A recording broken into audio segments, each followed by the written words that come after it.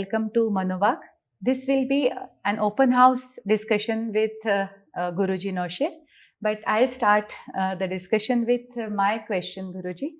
Today, I encounter so many people suffering from depression, and somewhere I feel how to change their mindset, because if you go like 50, 70 years back, it wasn't so much of a problem. Now, in spite of having everything for comfort materially, why the depression? Even small kids are under depression, even dogs are under depression. Apparently, that's what they say. But it's been on serious note, it's been really a serious matter now. Yeah. And what spirituality can offer, or what a guru like you can guide on this regard? Okay. I think in large part, the reason for a lot of people getting depressed is high levels of stress, competitiveness in life,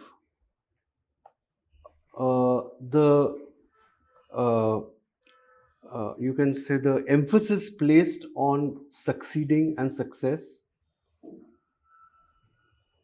Also, the propensity to want more material comforts and luxuries in life, which in turn make you work more and puts a lot of stress on your mental and physical resources.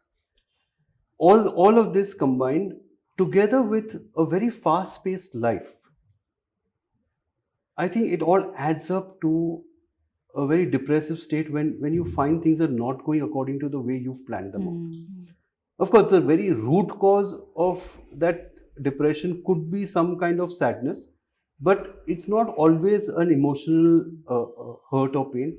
A lot of the depression comes through the fact that you don't come up to your own expectations. You don't fulfill the goals and the plans that you've made for yourself.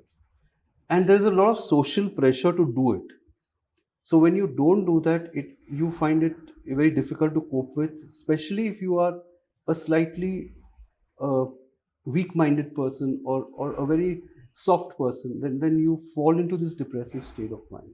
So I'm saying this in context because you said last 50, 100 years, this phenomenon was not there. Because life was not this complicated, not this fast-paced, and the ambition and the greed was not at this level that we see today. Today, everyone wants everything instantly. And this causes a lot of stress in people's life and a lot of conditions which, when not fulfilled, lead you to a depressive state. And also, a very important thing is personal relationships have changed drastically. Yes. Previously, 50, 100 years back, it was a very patriarchal society, and like women didn't challenge the men. Today, women are challenging the men in every field, in every respect. This again has its own consequences, and relationships are more fragile and more difficult to maintain. Yes. So this can lead to problems of depression and feeling of loneliness is also there. Yeah, loneliness is there, but you could go into a depression because your relationships are not working out. So Guruji, is that also the reason why a lot of younger generation people in their 20s, anxiety and panic attacks? Of course, they have anxiety attacks. Almost every third young person that I meet, or suicidal tendencies. The suicide is a little different. It takes a different mindset. Okay, but anxiety attacks, that most people attacks are very common, and yes, a lot of young people go into depression also, which was never the case 50 years, 70 years back. Never heard of a 20-year-old going into depression or a teenager going into depression. No. So but today the competitiveness is too much. Are we expecting too much out of ourselves? Sometimes we are. We expect too much out of ourselves. Sometimes we expect too much out of our children. So all that creates a lot of pressure. And we want everything of everything. Yeah, like, and you know, when you create that kind of a hype, you know, and when that is not fulfilled, it definitely leads to a great deal of disappointment. Although that person may really be good, but because you set a certain benchmark and standard, and that person is not able to achieve it, or you've not been able to achieve it, you go into the depressive state. So That you norms feel have changed. norms have changed. The whole thinking and lifestyle has changed. That's the reason. And as a spiritual guru, what will be your advice, Guruji? Because somewhere medicines have limited role. Of course, medicine. Counseling also has a limited role.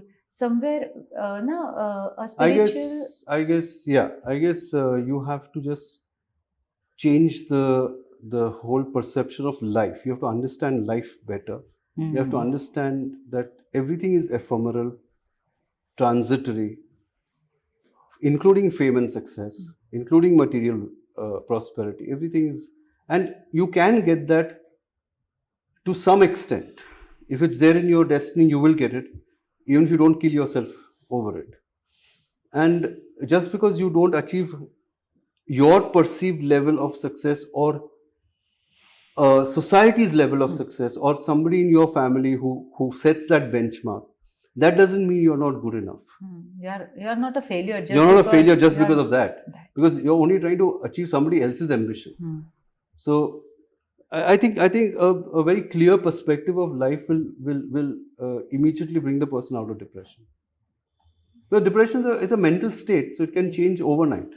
You just have to change your perspective. The way you look at life, and the way you look at your own life, and how you perceive the world in that. So, who should change first, Guruji? Because kids are influenced by parents, and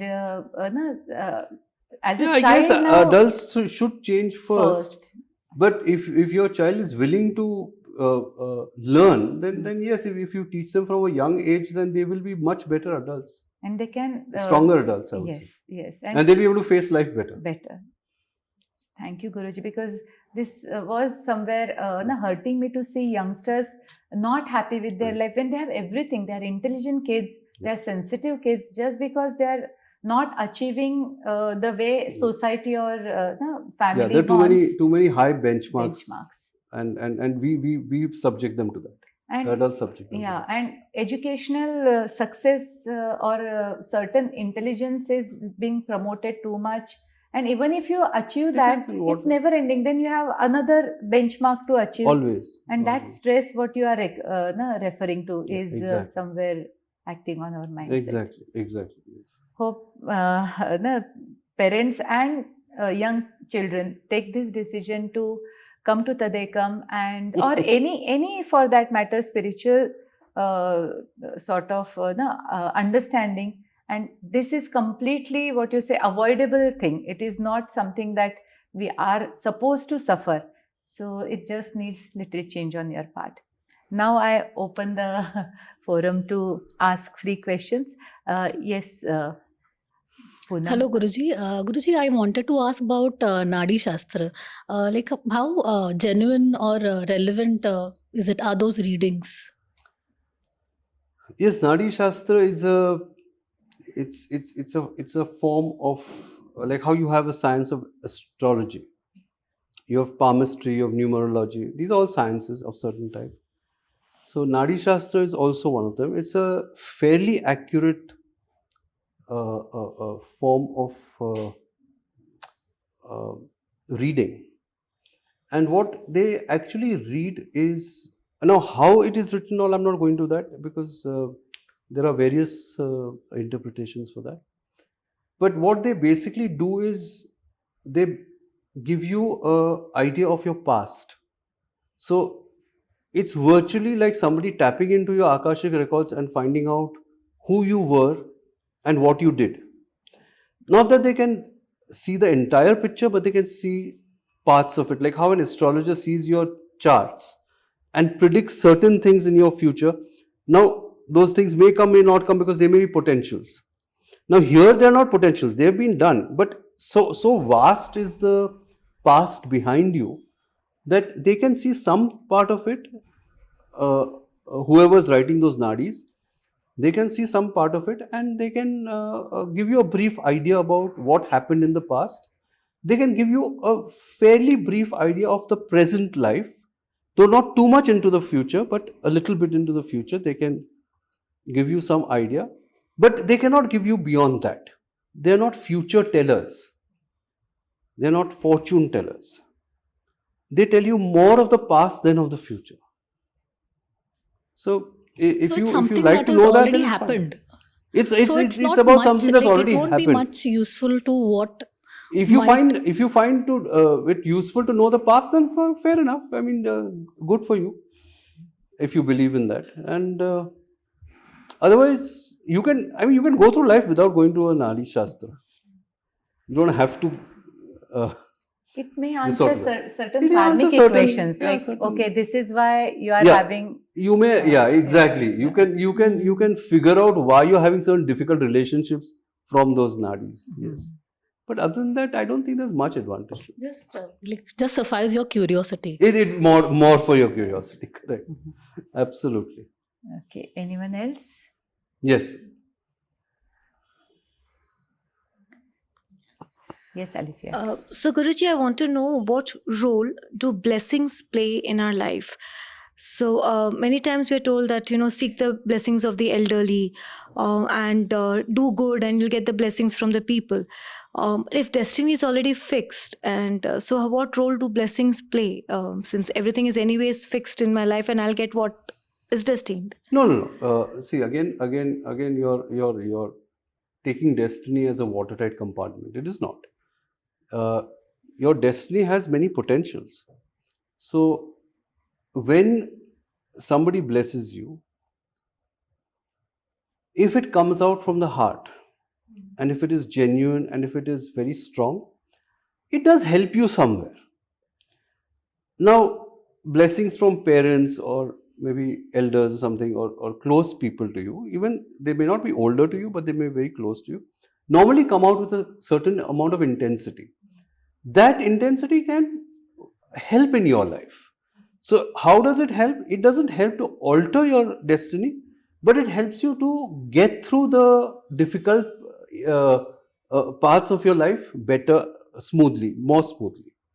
Or helps you to achieve certain milestones in your life.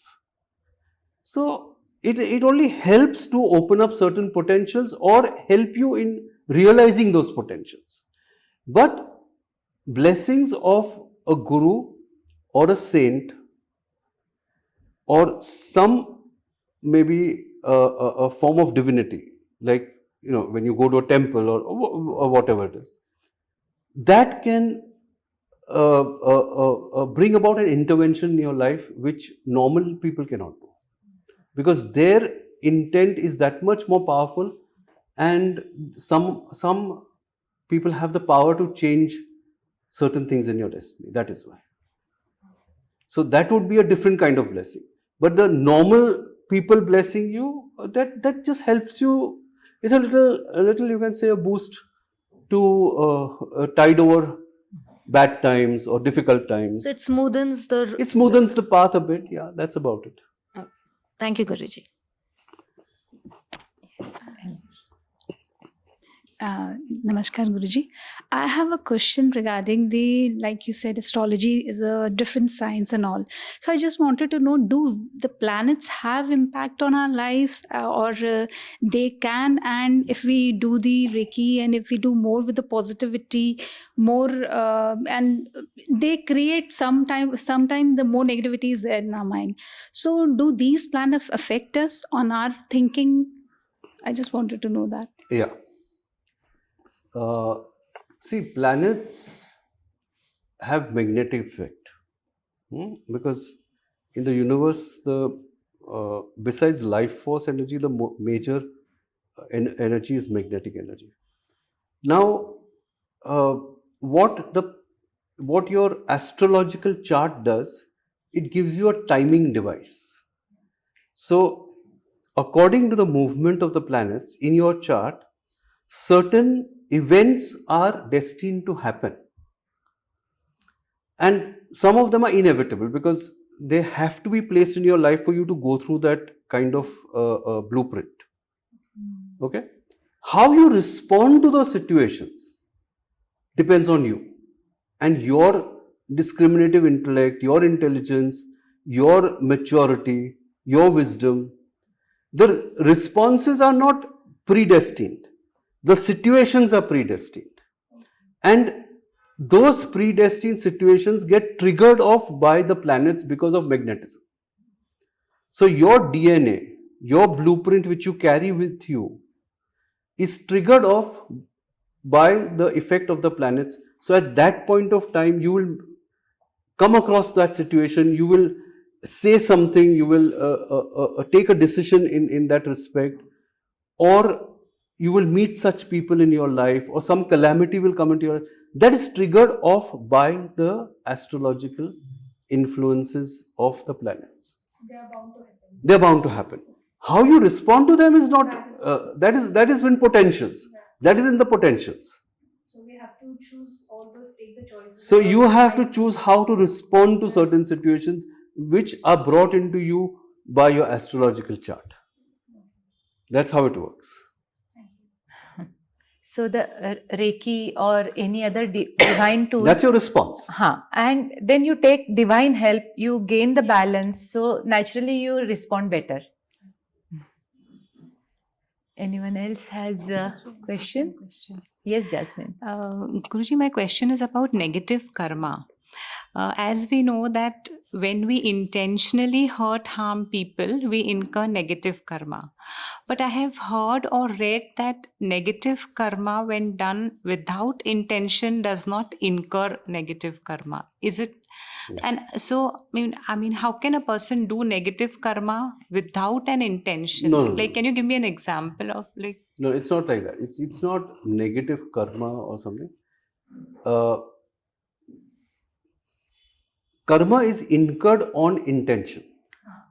So your act, whatever act it is that you do, becomes positive or negative karma depending on the intent with which you have done it. Okay? So now, suppose, just to give you a very example. Suppose I'm carrying a knife in my hand and you pass by mistake we bang into each other and I cut you. Was it my intention to cut you and harm you? No. So that does not incur karma because I didn't come to hurt you, harm you, or to cause pain to you. But now if I think that, okay, now next time this lady walks next to me, I will plunge my knife into her. Now that is an intent. You understand? So that action, same result. Intention is but the intention is different. So is this applicable even in case of accidents? If a person commits an accident, the intention is not to kill someone. But For mostly example. accidents are without the intent to kill someone. So That's that why also they're comes accidents. under. That's why they're accidents. That also comes under, like, it doesn't That incur doesn't any incur karma. No, why should it? How can? Unless you set out on that day, कि चलो इसको no, उड़ा that देते is, हैं. that is different. But हाँ. like, this is an example, like an example. Obviously. Thank you. That's why we say, na, there is nothing good or bad. It's No, the intent intention. behind it. The intention behind your action is what incurs the karma or not. The same action may be devoid of an result or karmic result if there is no intention to do it. In extension to what Jasmine just said, that it's an accident and therefore it doesn't incur the negative karma. But what if I'm driving rashly? I'm not following the rules, traffic rules, and I'm speeding, and then I have an accident and which involves damaging other person's life. Then does that incur? Then you will face criminal charges and you will spend some time in jail. But karmically? Nothing. Okay. Unless you set out on that day, today I'll drive rashly and I'll bang as many people as I can, then you will incur karma. Okay. Otherwise, just you'll land up in jail.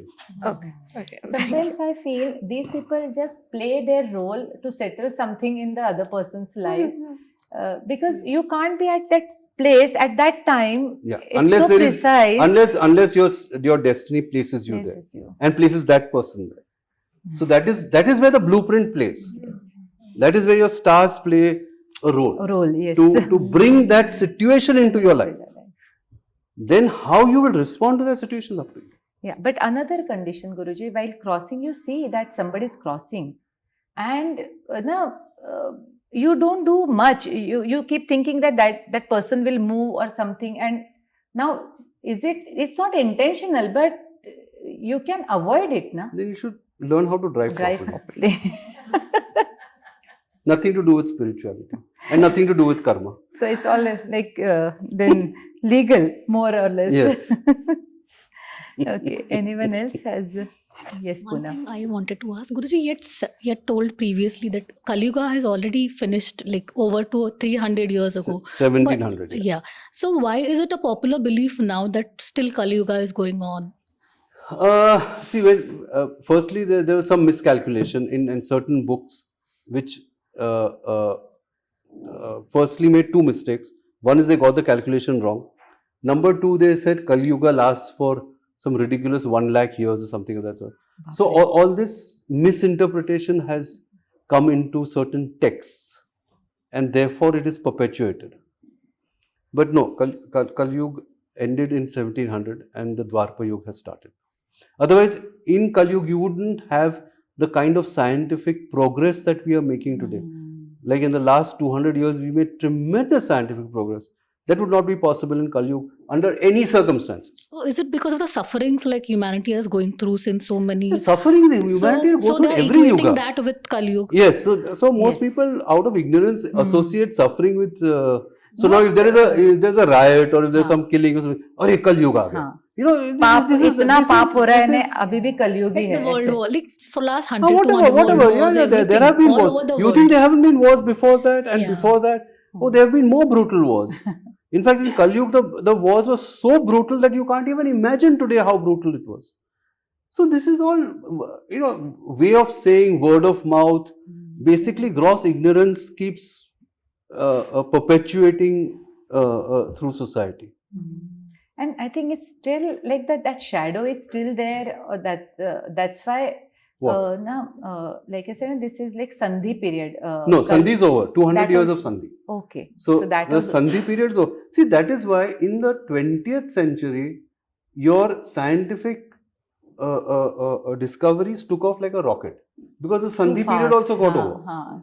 There is always a crossover. When two Crossover. yugs change, 200 years is a crossover period. So the 200 years got over in 1900. Okay. So now after we are- that, if you see, the scientific progress has been like geometrical. So we are proper in Dwapar Yuga. We are proper in that. Hmm.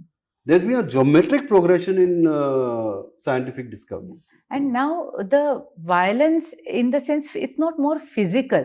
Now it's more mental, emotional. If you see the switch, Yeah. it's not that bloodshed of Kali Yuga that we are seeing. It's more mental, emotional. Yeah, if you read history very carefully, you'll be appalled by the amount of bloodshed that was committed in the last 1,500 years. It was appalling. I mean, people literally killed other people like we swat flies and mosquitoes. And like for that. joy also at times, like people would applaud. Yeah, they would take delight in pain. Like these Roman amphitheaters, they used to where animals used to tear up people in front of others, and they used to, or gladiators used to fight and kill each other over there, right in front of people. I mean, do you find that going on today? No, that we've evolved through that. Guruji, last question here. Okay. We see forces of light in saints and sages, and all those people who tirelessly keep educating, enlightening people and motivate them to be on the positive side. How do the negative forces work? And where we see, okay, these are the negative forces, and now what will be the effect? Do they also take some form, like how saints and sages represent positivity? How do Absolutely. we recognize So forces? saints and sages take human form. Rakshasas take human form. They propagate violence, they propagate hatred, they propagate pain and suffering. So that's how you recognize the That's how you forces of recognize darkness. those are the dark forces, or they are supported by dark forces, whatever, same thing. Whereas the forces of light are supported by the saints and sages who try to bring about enlightenment, who try to change you from negative to positive. So, no, you won't see Rakshasas as depicted. So that be is careful of mythology. I That know. is mythology. So somewhere na, people get deceived. They don't differentiate ki, okay, negative forces are also They're in play. absolutely in play, and they're in human form. In human form. They work as human beings, just as saints and sages work as human beings. The dark forces also work as human beings. So all those who are like trying to create violence or Correct, spread correct, hatred, correct. Or intentionally create suffering for other people. They are the dark forces. 100%. 100%. Okay. Thank you so much, Guruji. And thank you, audience, for joining us today. We take your leave. Keep watching MANOVAAC and keep sending your feedback and more questions so that Guruji can answer them. Pranam.